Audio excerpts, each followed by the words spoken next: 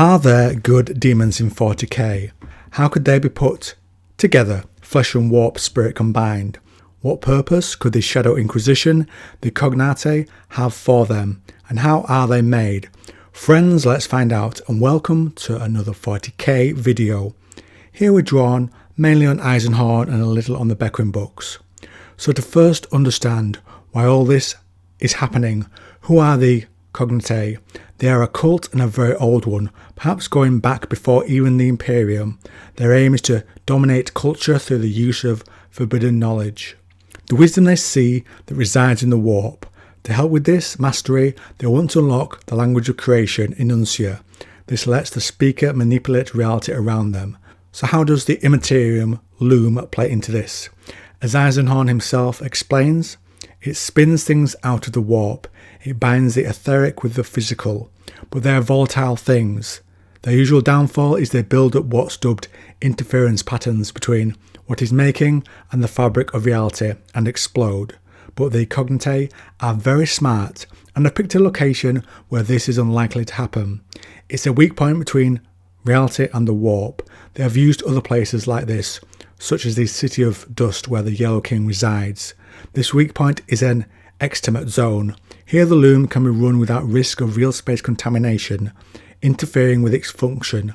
It's been running for about 16 centuries, the one in this book. To delve more into the Extimate Zone and its importance, it's two places, occupying the same point of space at the same time, one overlaid on the other, and only one of them ever visible at a time, depending on the position of the observer. Now to help with your visuals, here is a short description of the Immaterium Loom. It looked as if someone had taken all the complex inner mechanisms of an antique mechanical timepiece, enlarged them, then slotted them carefully into the drum of a tower. I can hear Dr. Manhattan swelling with jealousy at hearing this. Cogs, gears, springs and winders whirred and moved in perfect oiled precision. The crude STC platform sections and steps have been suspended inside the vast brass mechanism, allowing access to it at different levels. On some platforms, power cogitator units and workstations have been bolted in place, connected by sheaves of cables and data wires to the great machine. Screens and displays flickered with bright lines of changing data. Monitor positions from which to study and perhaps even operate the strange and ancient mechanism. The air was dry and smelled of metal filings, oil and warm power systems. There was a large platform directly below them, a circular gantry fixed in the centre of the tower's interior. In the middle of it was a square iron cage, cruelly heavy and filthy black. The cage is the loom's power source. A psyker is needed to power it, like many inventions in 40k. The longest psyker had lasted 17 years, and after a psyker has had his mind scoured, the book says it will teach you the language you need, Enuncia. Just open your mind and they will flow to you. Perhaps the loom focuses what is said or stamps its own idea on the psyker in terms of what is produced. Within the cage, a psyker will suffer. Crusts of rhyme crackled as they formed around the bars of the psychometric cage. Agony hit the psyker. He did not stop speaking. Something lit inside him.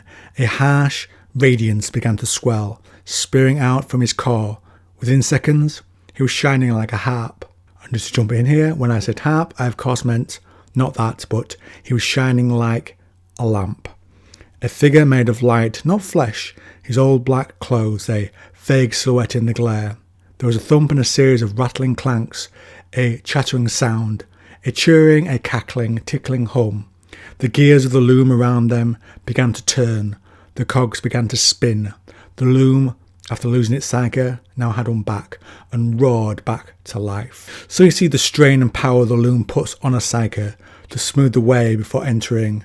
They must undergo the Torment, a viral enhancement that would render test subjects immune to etheric corruption. Thus they might withstand the first stages of transformation by the loom. But what about the Grails themselves? What we wish to accomplish surpasses the limits of the human form. We are building better vessels that can survive the stresses involved. We call them Grails. They are precious but hard to make. And when we begin to tie it all together, the Grails are made to be strong enough to speak not one word of Enuncia, but all the words. A fluency in the first language that would shatter human form. Like demon hosts, but in reverse. A human soul trapped and wrapped in an etheric body, rather than an etheric body force bound in human flesh. Exactly, they are eudaimonic beings. Through the Grails, the truth may be whispered in the ear of the Rot God King and end his domination. The Yellow King wants to call upon such an army, it's speculated, to fall on terror, to assassinate the Emperor, or so Eisenhorn believes. And now we look at the Grails and why this name is used. The Grail is a concept, we are told. In terms of the ancient beliefs of mankind, it is simply a symbolic reference. A Grail, Grael, and a Grail, Grail. A cup or chalice. It's about inheritance. The inheritance and transmission of anything that is valuable from one generation to the next. Genetics, information, data, law. In other parts of the tradition, the Grail represented the secret knowledge of the architects, which was passed down through their brotherhoods. In the most ancient days, the skills of an architect were most precious. They were the masons, the ones who understood how to build monuments, who understood how to build houses for God. We always have gone and done this. We build angels or we harness demons. Either way, we take power from the divine and turn it against the source. The Orpheus of old myth was a musician and a magician. With the power of his music, his song, his every word, he was able to conquer heaven and hell. He took ownership of divine properties and turned them against the divine. By extension, we may surmise that our Orpheus is learning the properties of the warp, the very Immaterium, in order to use them against the warp. It is a very cunning idea, she said, to use pariahs in this way. As a delivery mechanism for Enuncia, a pariah is untainted and cannot alter the power of the word. They could begin to build a primer, a grimoire. A grimoire, I asked.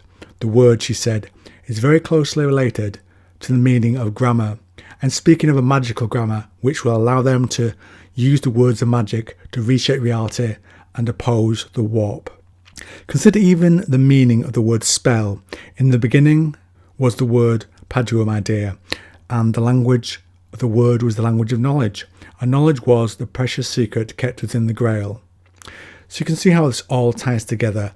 I'm not sure if the Grails in the Beckwin books are exactly the same. There does seem to be some differences, but I think you can still apply a lot of the same logic. So on that note, friends, we wrap up today's video. Do you think good demons are possible within the corruption of the warp? I don't think so myself. What do you think the King in Yellow's plan is? Do you like the idea of the loom and the power of creation it unlocks? Comment down below.